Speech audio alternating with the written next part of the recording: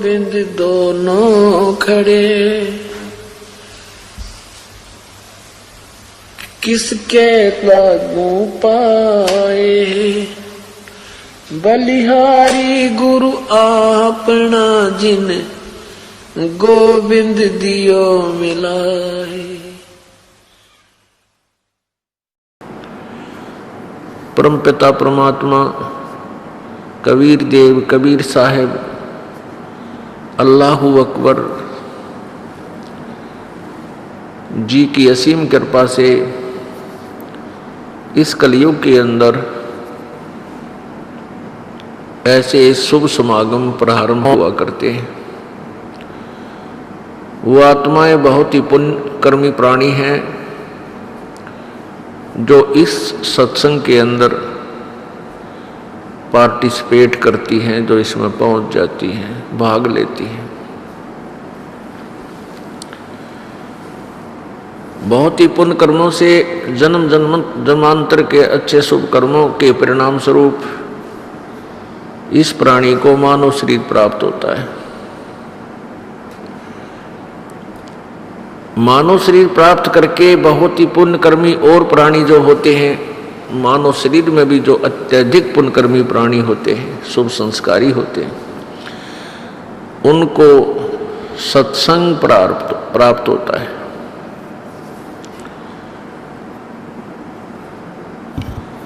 वर्तमान के अंदर श्रोताओं की कमी नहीं, वक्ताओं की कमी नहीं, संतों गुरुओं की बाढ़ आई हुई है। उधर से श्रद्धालु भी बहुत ही श्रद्धा के साथ परमात्मा प्राप्ति के उद्देश्य से सत्संग श्रवण करने के लिए अन्य संतों के पास जाते हैं।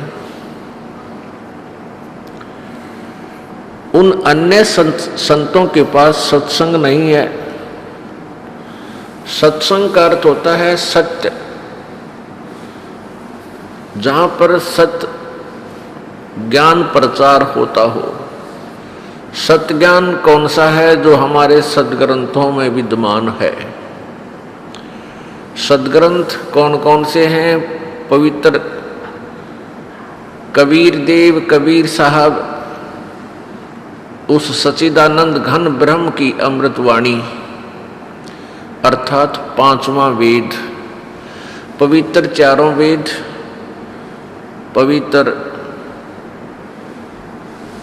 कुरान शरीफ, पवित्र बाइबल और पवित्र 18 पुराण, पवित्र श्रीमद् भगवत गीता, ये हमारे सदग्रंथ हैं।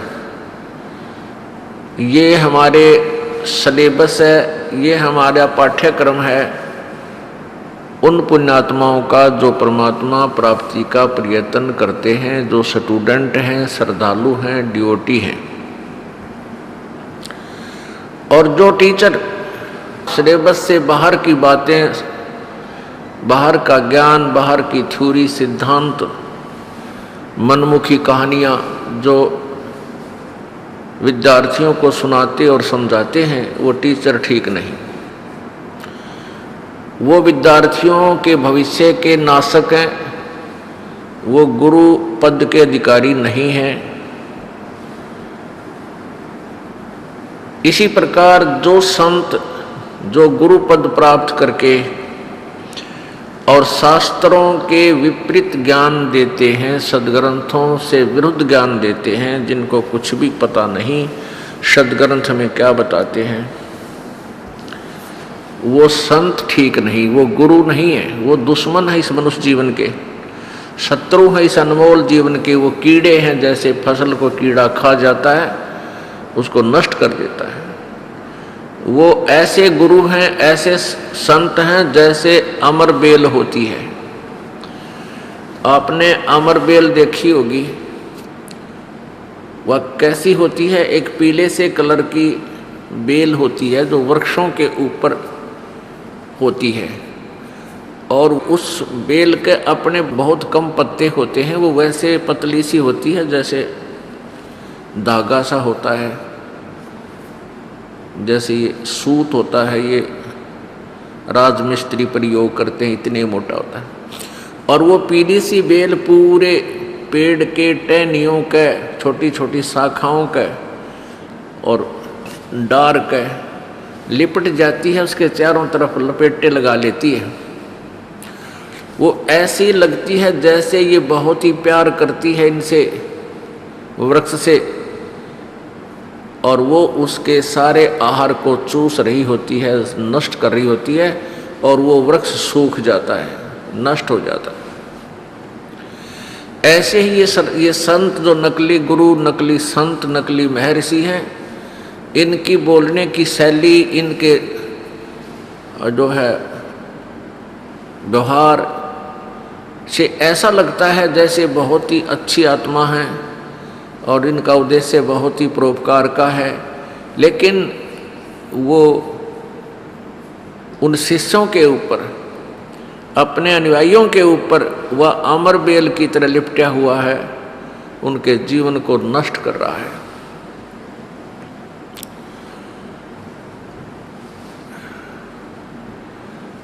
ईसा मसीह जी ने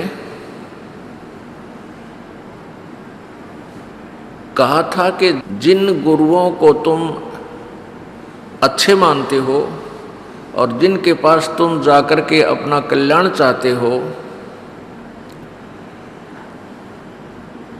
और उनको ज्ञान है नहीं, तत्व ज्ञान उनके पास नहीं है, वो सत्य से परिचित नहीं है, वो तुम्हें बहुत अच्छे अवश्य लगते हैं, क्योंकि आपको चाह है भगवान की, आपको तलाश है संत की, और आप सोच बैठे हो कि हमें हमें संत मिल गए हैं, और वो आपको बहुत प्यारे लगते हैं, बहुत अच्छे बोलते हैं, आपके से विनम्र भाव से प्यार से बातें भी करते हैं तुम्हारे गुरुजी।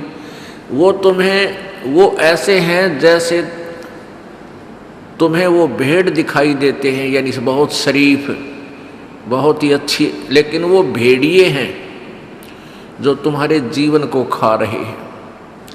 ऐसा ही जानो, वर्तमान के जितने भी संत हैं ये आपको अच्छे लगते हैं क्योंकि आप स्वयं अच्छे हो, आपके अंदर दोष नहीं है, तो आपको सामने वाला संत भी अच्छा ही नजर आता है, और आपको अध्यात्म ज्ञान है नहीं, आध्यात्मिक ज्ञान नहीं है, इसलिए आपको ये नहीं लग रहा कि ये संत गलत बोल रहा है, क्योंकि आप श्रद्धालु हैं, आप डिवोटी हैं। और स्टूडेंट अध्यापक की किसी भी थ्योरी में, किसी भी उसके ज्ञान में, उसकी कथा में स्टूडेंट यानी विद्यार्थी कोई शंका व्यक्त नहीं करते, क्योंकि विद्यार्थी यही सोच कर बैठे रहते हैं कि जो टीचर बता रहा है ये सत्य है, और उसको लिख लेते हैं, उसको रिमेंबर कर लेते हैं, घोट लेते हैं। ये स्वभाव होता है और होना भी चाहिए, लेकिन ये वर्तमान के संत और गुरु ये पूर्ण रूपेण सदग्रंथों से अपरिचित हैं, ये सिलेबस ना समझा करके दंत कथा आपको सुना रहे हैं, इसलिए उनके पास सत्संग नहीं है। वो कहते सत्संग ही हैं और बोर्ड भी सत्संग का ही लगाते हैं, सत्संग सथल वो लिखते हैं, और सतगुरु अपने उपाधि भी लिखते हैं, लेकिन वो ना सतगुरु हैं, न ही उनके पास वो सत्संग है। इसलिए ये दास आपको ये समझाना चाहता है कि सत्संग और सतगुरु के बिना जीव का उद्धार नहीं हो सकता। अब देखिएगा, जिनको हम संत मानते हैं और जो सत्संग करते हैं और करते थे, उनका सत्संग दिखाते हैं आपको। ये देखिएगा, एक पुस्तक है सारवचन राधा स्वामी नसर यानी वार्तिक।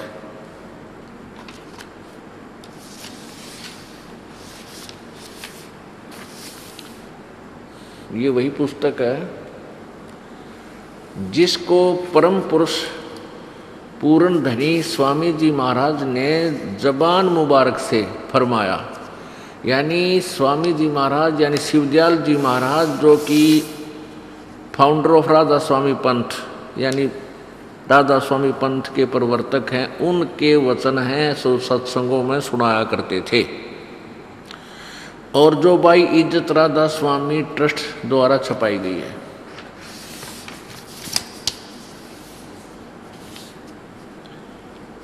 ये कहाँ से छपी है? राधा स्वामी ट्रस्ट, राधा स्वामी आगरा, राधा स्वामी ट्रस्ट दयाल या आगरा से। यहाँ देखो ये नीचे है, मुद्रक है दी कॉरपोरेशन प्रेस, कोरोनेशन प्रेस, छिल्ली ईंट रोड आगरा। फोन नंबर ये। राधा स्वामी दयाल की दया, राधा स्वामी सहाय, खुलासा उपदेश हजूर राधा स्वामी साहब का। अब इसने जो बोला है सत्संग में, जो सत्संग किया है इस महापुरुष ने शिवदयाल जी ने, वो यहाँ से शुरू होता है। यह जगत नासवान, यह जगत नासमान है और सब असबाब भी इसका नासमान है। यहाँ से शुरू, ये दफ़ा एक, दफ़ा एक। फिर इस दफ़ा एक में क्या लिखा है? सिर्फ काम इतना है कि इंसान यानी मनुष्य अपनी सुरत यानी रूह को उसके खजाने निकास यानी मुकाम सतनाम, यहाँ मुकाम सतनाम, सतनाम को स्थान बताया है और राधा स्वामी को भी मुकाम यानी सतनाम बताया है, मैं पहुँचावे। बस आगे देखो। अब दफ़ा नंबर 3। जितने आचार्य और महात्मा और अवतार और पैगंबर हर एक मजहब में हुए, वे सब अपने अभ्यास के जोर से अंतर में तरफ। ये प्रश्न नंबर 3 पर, 2 और 3 पर पढ़ा आपने। ये 2 है इसका, भाग 1 का, और ये 4 पे सारवचन राधा स्वामी वार्तक। ये 4 पृष्ठ पे है और तीसरा वचन चल रहा है। ये मुकाम असली पर चले पर सब के सब घर धूर स्थान तक नहीं पहुंचे, सो बहुत से मंजिल पहली पर, यानी मंजिल माने स्थान, इन्हीं के द्वारा। मंजिल माने एक का अर्थ यहाँ किया स्थान, स्थान। जैसे यहाँ इन्होंने इस मंजिल का अर्थ स्थान किया है। जो बहुत से मंजिल पहली पर और कोई मंजिल दूसरी पर और कोई बिरले साध और प्रेमी मंजिल तीसरी तक पहुँचे। सिर्फ संत मंजिल 5वीं यानी सतनाम, यानी मंजिल माने स्थान, 5वें स्थान सतनाम यानी सतनाम पर और कोई बिरले संत मंजिल यानी 8वें यानी राधा स्वामी, 8वें स्थान राधा स्वामी पद तक पहुँचे। राधा स्वामी पद भी स्थान है, मंजिल माने स्थान, पहुँचे। इसी स्थान से यानी अपसिद्ध होगा यहाँ भी, इस मंजिल से, इस स्थान से आदि में सूरत का तंजुल यानी उतार हुआ है। अब प्रश्न नंबर 5 और वचन नंबर 4। अब समझना चाहिए कि राधा स्वामी पद यानी राधा स्वामी कहो चाहिए, राधा स्वामी स्थान सबसे ऊंचा मुकाम है। मुकाम माने स्थान है। राधा स्वामी पद सबसे ऊंचा मुकाम है, सबसे ऊंचा स्थान है। और यही नाम कुल मालिक और सच्चे साहब और सच्चे खुदा का है। राधा स्वामी स्थान भी है, राधा स्वामी खुदा का नाम है। ठीक, आगे और इस मुकाम से 2 स्थान नीचे, यानी इस राधा स्वामी स्थान से 2 स्थान नीचे सतनाम का मुकाम है। सतनाम वहाँ स्थान बता रहे थे, अब स्थान का स्थान है। इस सतनाम को चे सथान कहो, इन्हीं के सिद्धांत से। ये देखो इस पृष्ठ पे, दूसरे पे भी नहीं, इस 4 पृष्ठ पे ही ये क्या कह रहे हैं, मंजिल 5वीं यानी सनातन सतनाम पर ये क्या है कि और प्रेमी मंजिल बिरले, कोई बिरले साधक और प्रेमी मंजिल तीसरी तक पहुँचे, सिर्फ संत मंजिल 5वीं यानी सतनाम पर। अब सतनाम माने न मंजिल का अर्थ स्थान, इन्हीं के शब्दों में। तो ये इस सतनाम 5वें मंजिल कहो चाहे स्थान कहो,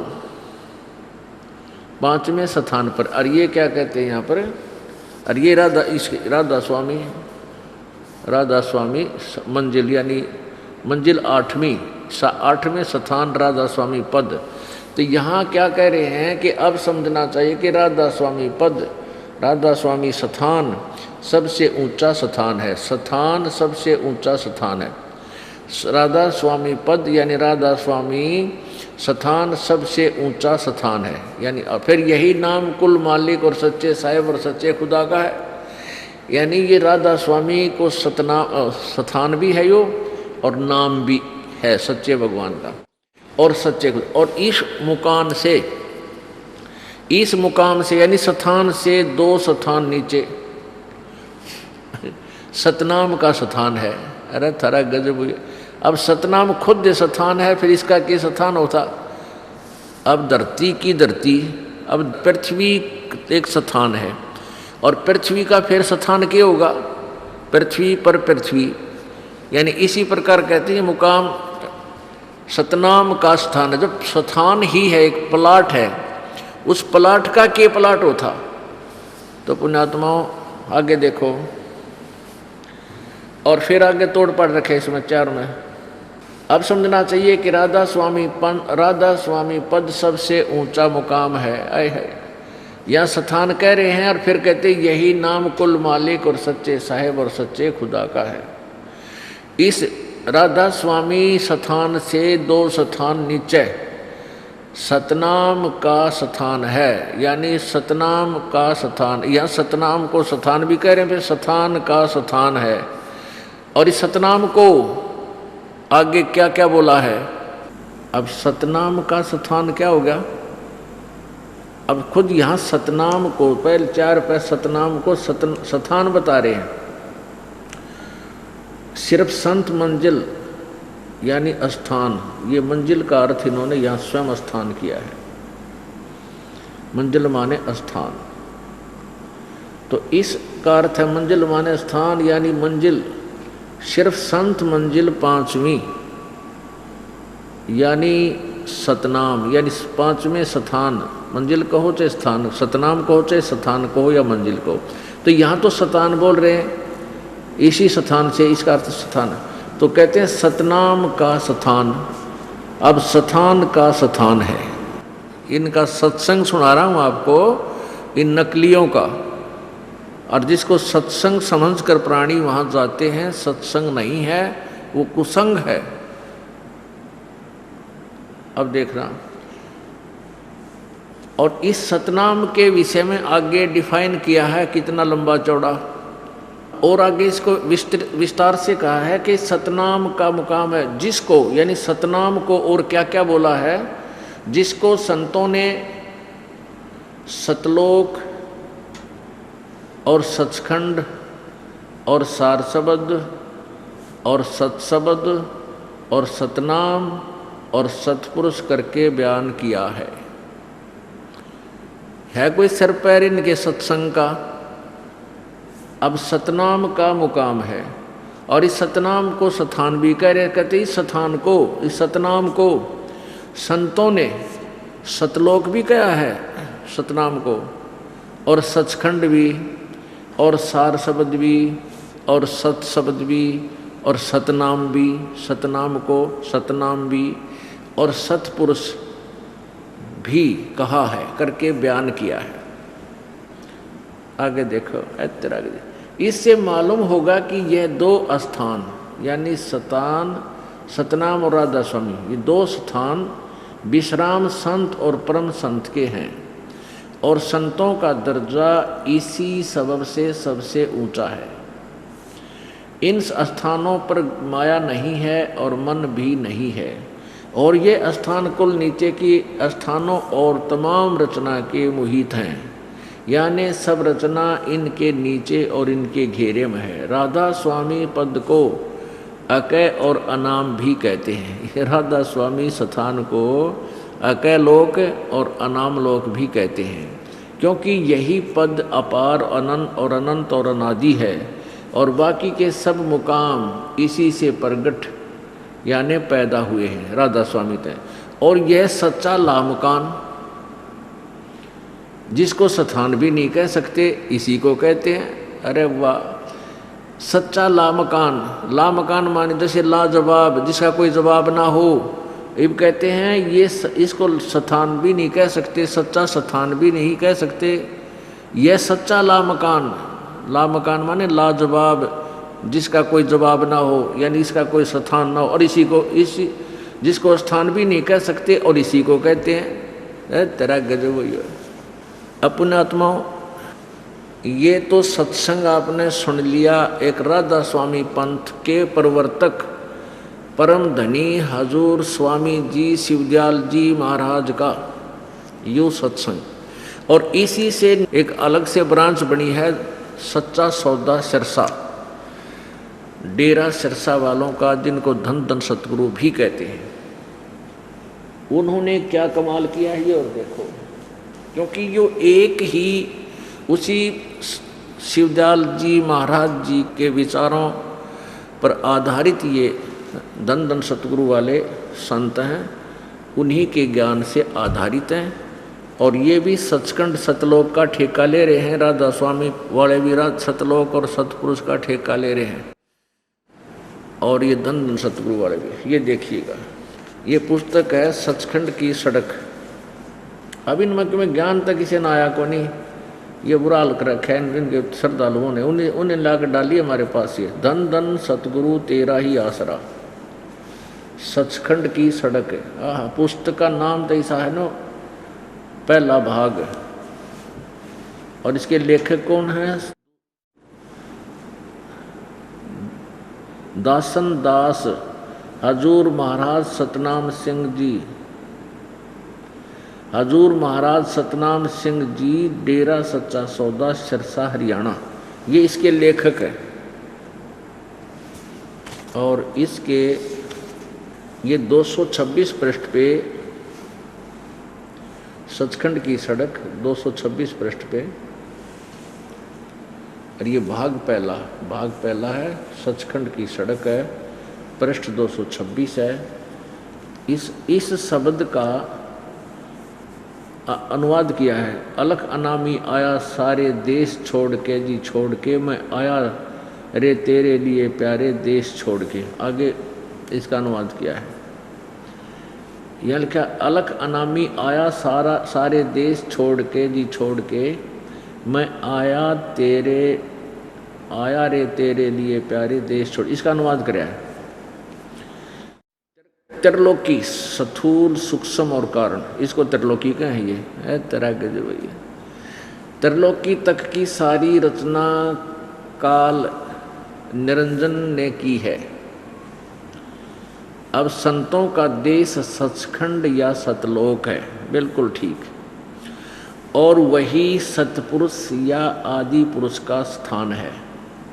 अब ये नौके हैं कि ये सतलोक जो है, सचखंड है, ये सतपुरुष या आदि पुरुष का स्थान है, सबसे पहले वाले भगवान का। वह अजर अमर अविनाशी और सदा एक रस है। ये सचखंड के बारे में बोल रहे हैं, सतलोक के बारे में। वहाँ चेतनता ही चेतनता है, प्रकाश ही प्रकाश है, और कुछ नहीं है, केवल प्रकाश ही प्रकाश है। और नीचे पिंड तक की कुल रचना का आदि और अंत वही है। ये सतलोक के बारे में चल रही है सारी कहानी।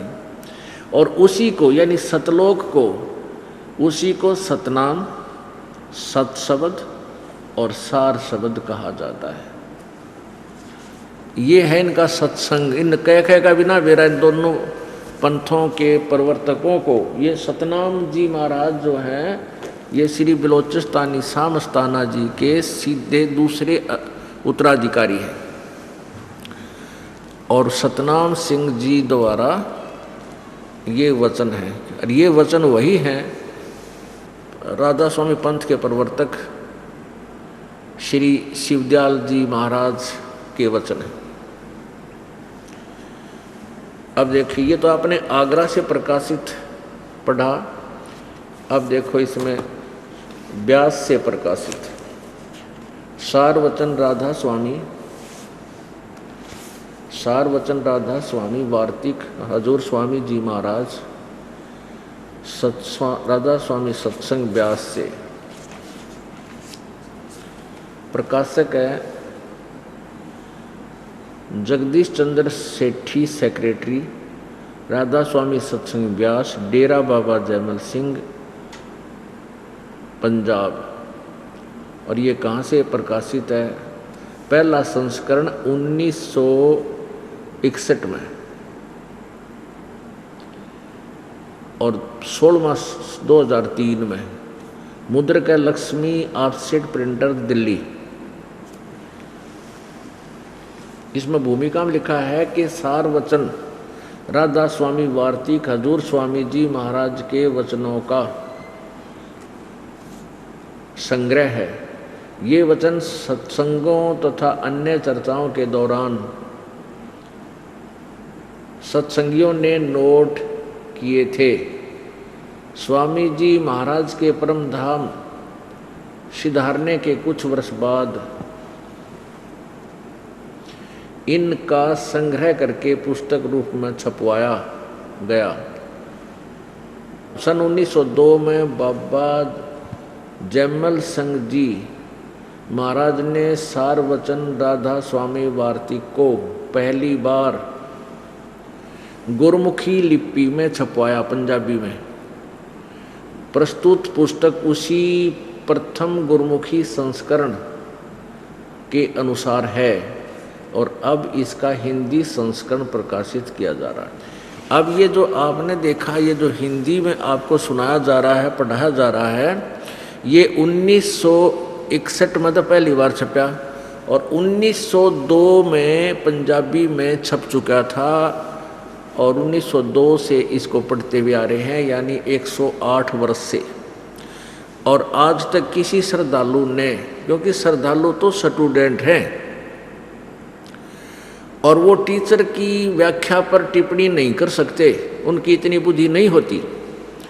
और ये जो टीचर थे ये थे ज्ञान नेत्रहीन, इनका तो मोतियाबिंद हो रहा था ज्ञान का। और ये दिखाई जैसे किसी के मोतियाबिंद हो जाता है, उसकी आंखें तो स्वस्थ दिखाई देती हैं लेकिन उसको दिखता कुछ नहीं। ऐसे ही ये संत नजर आते थे, संत लगते थे, ये राधा स्वामी पंथ के प्रवर्तक और धन धन सतगुरु सच्चा सौदा के पंथ के प्रवर्तक, लेकिन ये ज्ञान नेत्रहीन थे, इनका मोतियाबिंद हुआ था, इसलिए इनके पास सत्संग नहीं था। ये कुसंगत से भर दिया सारे श्रद्धालुओं को। अब पुण्यात्मा देखो, अनजान भोली आत्मा यूँ कहते हैं कि रामपाल तो अन्य संतों की क्रिटिसाइज करता है, आलोचना करता है। आलोचना वो होती है जो किसी के बारे में बकवाद करे, झूठी कपट कहानी बनाकर तथ्यहीन व्याख्या जो करता है, वो आलोचना होती है। और उन्होंने जो लिखा है उन परम धनियों ने, उनके संतों ने, और उसको पढ़ के सुनाना और फिर उसके ऊपर निष्कर्ष निकालना आलोचना नहीं, ये परोपकार का काम है। क्योंकि राधा स्वामी पंथ पूर्ण रूपेण कबीर परमेश्वर जी की वाणी को लेकर चला है। उन्होंने एक शब्द मिल गया, करने नो दीदार महल में प्यारा है, और वो एक हल्दी की गांठ लेकर के पंसारी बन गई है। कबीर साहब के ये तत्व ज्ञान से परिचित नहीं थे। अपनात्मा, अब कबीर साहब की वाणी, सदग्रंथ, पवित्र वेद, पवित्र गीता जी, पवित्र गुरु ग्रंथ साहिब, उनको साथ साथ दोनों को, यानी इन नकलियों गुरुओं की व्याख्या, इनका अपना सिद्धांत, और सदग्रंथ यानी पाठ्यक्रम की पुस्तकों में, वो सदग्रंथों में लिखे लेखों को, दोनों को तुलनात्मक तरीके से आपके समक्ष रूबरू किया जा रहा है। तो नकली और असली को आमने सामने देखकर ही पहचाना जा सकता है। तो जैसे सरकार ने 500 रुपये के नकली नोट पकड़े और उन नकली 500 के नोटों के साथ ओरिजिनल नोट साथ रख के टेलीविज़नों के माध्यम से, समाचार पत्रों में उनकी फोटोग्राफी करके ये डिफरेंस बताया कि नकली में ये ऐसा है और ओरिजिनल ऐसा होता है, तो लाखों लोग ठगाई से बच गए, उनको हानि होने से बच गए। तो क्या सरकार आलोचना कर रही थी? नहीं, एक परोपकार किया। ऐसे ही इस दास का प्रयत्न जाने।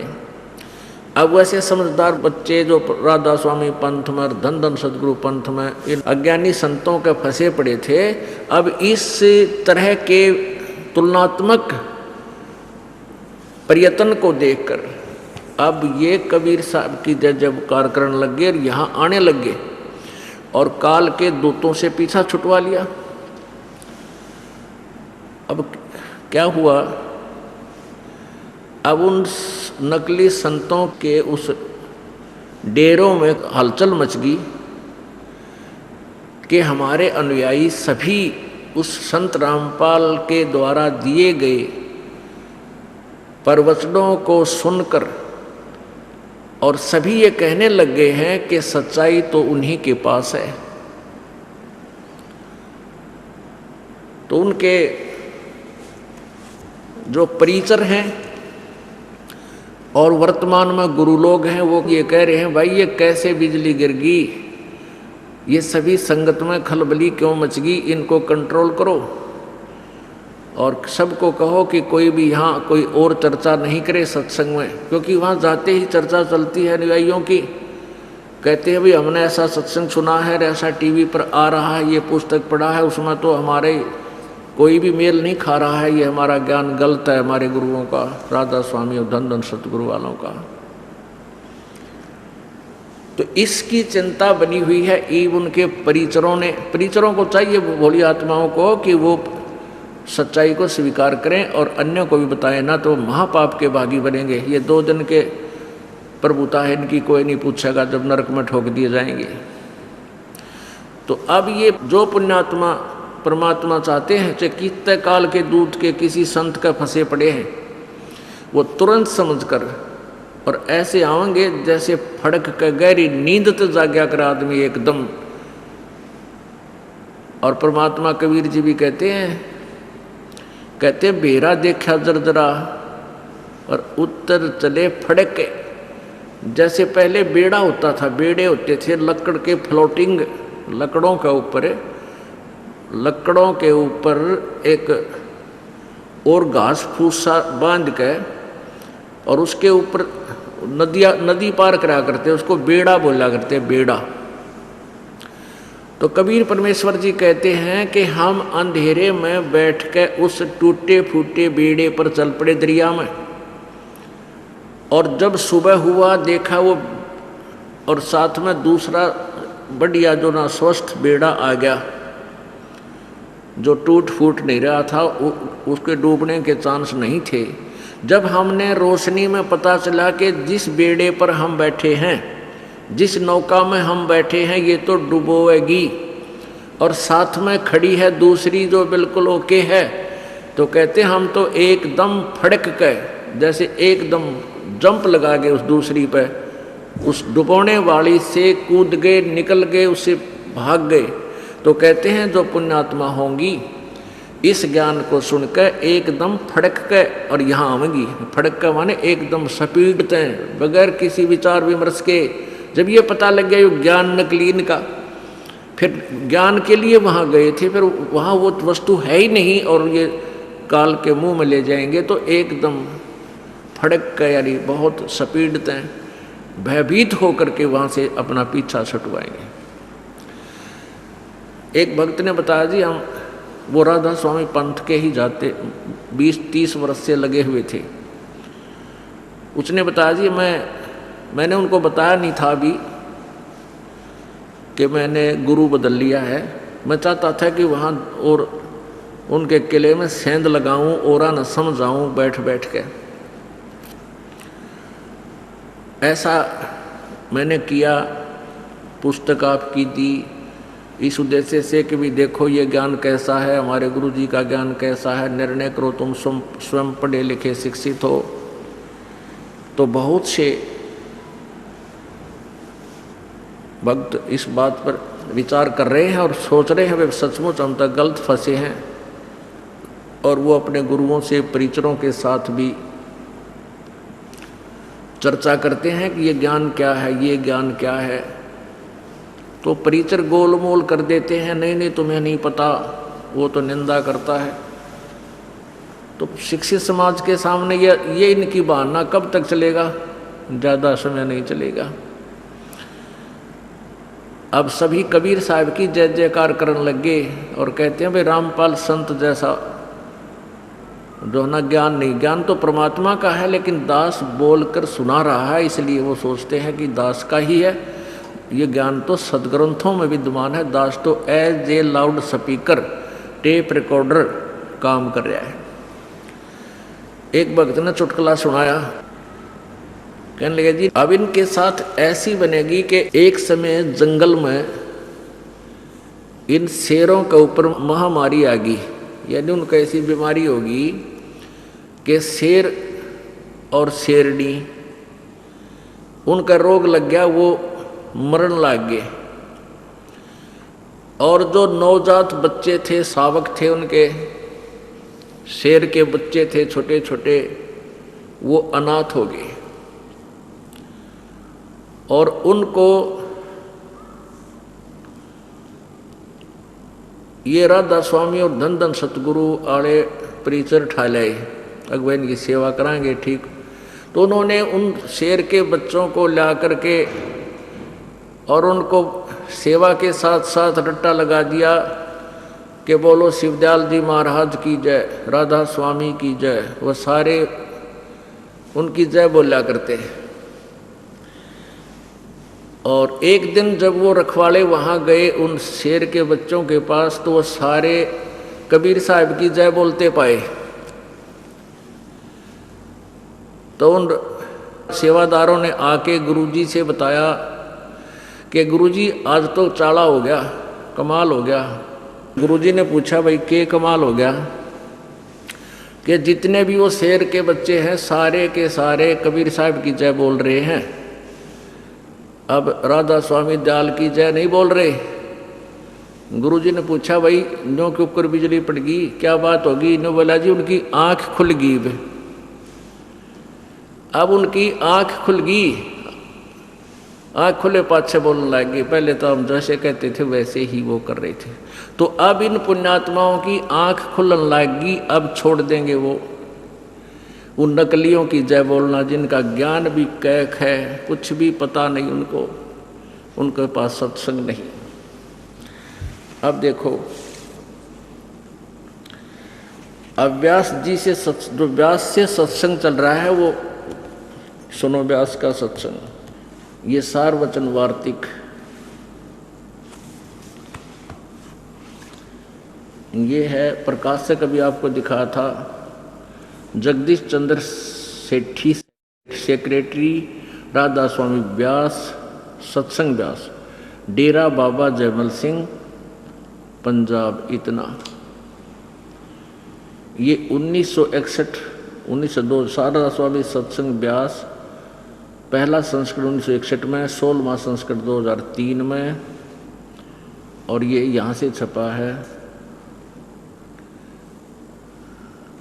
Printed in India by Lakshmi offset printers, Delhi से। इन्होंने क्या कहा है कि 1902 में ये पहली बार छपा था।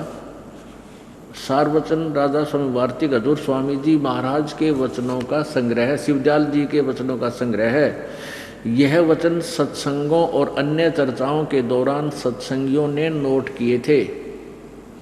स्वामी जी महाराज के परम धाम सिधारने के कुछ वर्ष बाद इनका संग्रह करके पुस्तक के रूप में छपवाया गया। सन 1902 में बाबा जयमल सिंह जी ने सारवचन राधा स्वामी भारती को पहली बार गुरुमुखी लिपि में छपवाया था, यानी 1902 से पढ़ी जा रही है। 108 वर्ष से इस अड़ंगे ने पढ़ते आ रही है बोली आत्माएं। अब किसके थे ये वचन, नीचे देखो इसी के भूमिका में। स्वामी जी महाराज का शुभ नाम सेठ शिवदयाल जी था, शिवदयाल सिंह जी था। आपने 25 अगस्त सन 1818 में आगरा शहर में जन्म लिया। आपके पिताजी का नाम सेठ दिलवाली सिंह जी था तथा माताजी का नाम महामाया जी था। आपके पूर्वज पंजाब के रहने वाले थे तथा घर में गुरु ग्रंथ साहिब का पाठ किया जाता था।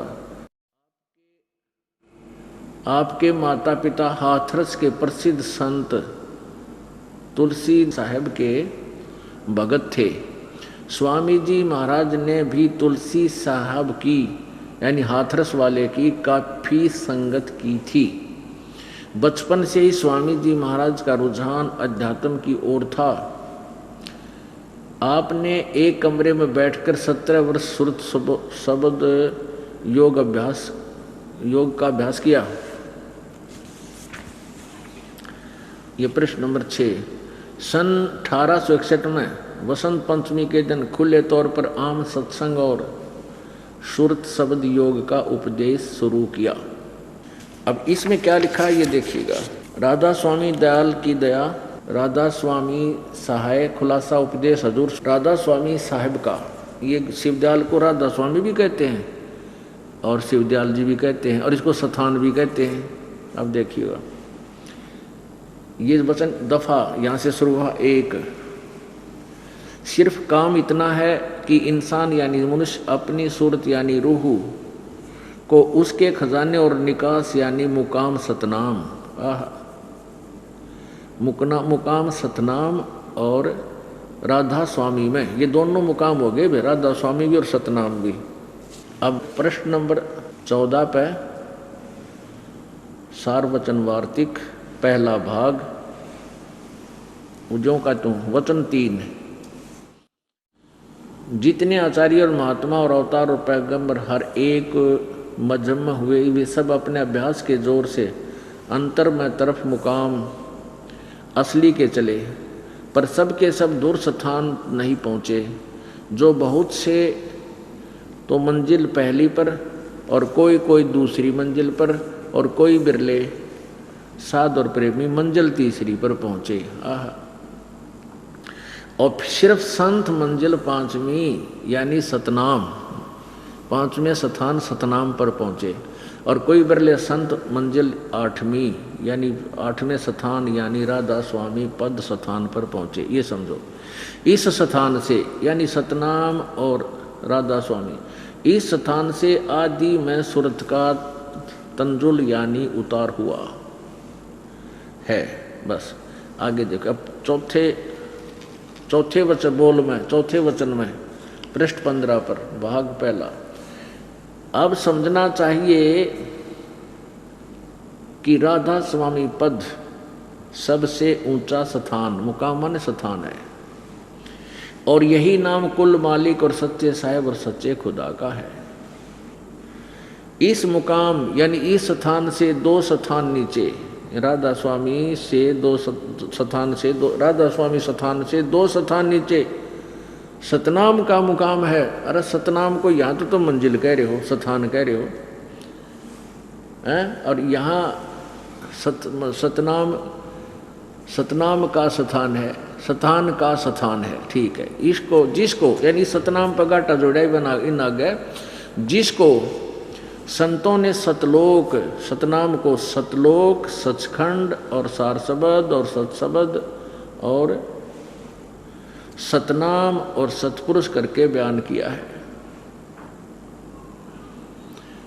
बताओ इस सतनाम ने कितना स्थान बताए हैं, फिर कहे इसी को सचखंड, सतलोक, सतसार शब्द, सतशब्द और सतनाम और सतपुरुष करके बयान किया है। इससे मालूम होगा कि यह दो स्थान, ये सतनाम और राधा स्वामी स्थान, ये विश्राम, दो स्थान विश्राम संत और परम संत के हैं। और संतों का दर्जा इसी सबब से सबसे ऊंचा है।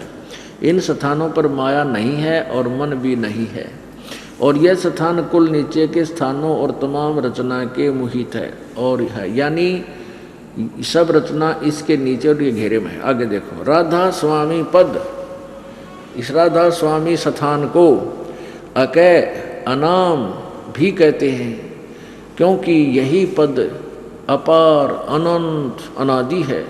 बाकी के सब स्थान मुकाम इसी से प्रगट हुए यानी पैदा हुए हैं। और सच्चा लामकान, इस राधा स्वामी को क्या कहे हैं? सच्चा लामकान। लामकान का अर्थ होता है लाजवाब, यानी जहाँ ना जिसका कोई जवाब नहीं, यानी लामकान जिसका कोई मकान ना हो, सच्चा लामकान। इस मुकाम, सब मुकाम इसी से प्रगट हुए हैं। और सच्चा लामकान जिसका कोई मकान ना हो, मकान, और जिसको स्थान भी नहीं कह सकते। अरे वाह, मकान माने क्यों? मकान माने जगह वो है, घर। सच्चा लामकान यानी जिसको सच्चा घर भी नहीं कह सकते, और इसी जिसको स्थान भी नहीं कह सकते। ये 6 जगह स्थान कहते हैं। अरे इस जिसको स्थान भी नहीं कह सकते और इसी को कहते हैं। आप इसने 100 वर्ष पढ़ते रहिए, जब कदे इसका निष्कर्ष निकाल दो तो इसमें ये कहना के चाव है। और इनको परम संत और सत्संग करने वाले विद्वान पुरुष कहा जाता है। तो पुण्यात्माओं, ये सौभाग्य है आपका कि आपको सत्संग मिला। अब प्रसंग प्रारंभ हुआ था कि सबसे पहले तो पुण्यकर्मी आप इसलिए हो कि आपका जन्म मनुष्य का है, और भी पुण्यकर्मी प्राणी हो आप सभी श्रोता जिनको ये सत्संग सुनने को मिल रहा है। अन्य पुण्यात्माएं, भोली आत्माएं जो सत्संग समझकर उन ज्ञान नेत्रहीन प्राणियों के पास उनको गुरु समझकर पहुंच गए हैं, दुर्भाग्य है उन भक्त आत्माओं का जो अपने मनुष्य जीवन को बर्बाद कर रहे हैं, व्यर्थ कर रहे हैं। क्योंकि उन साधनाओं से जो साधना और जो ज्ञान इस शिवदयाल जी महाराज यानी परम धनी का है, उससे उसको क्या फल मिला? वो प्रेत बना। शिवदयाल जी प्रेत बने तो अन्य साधक क्या बनेंगे?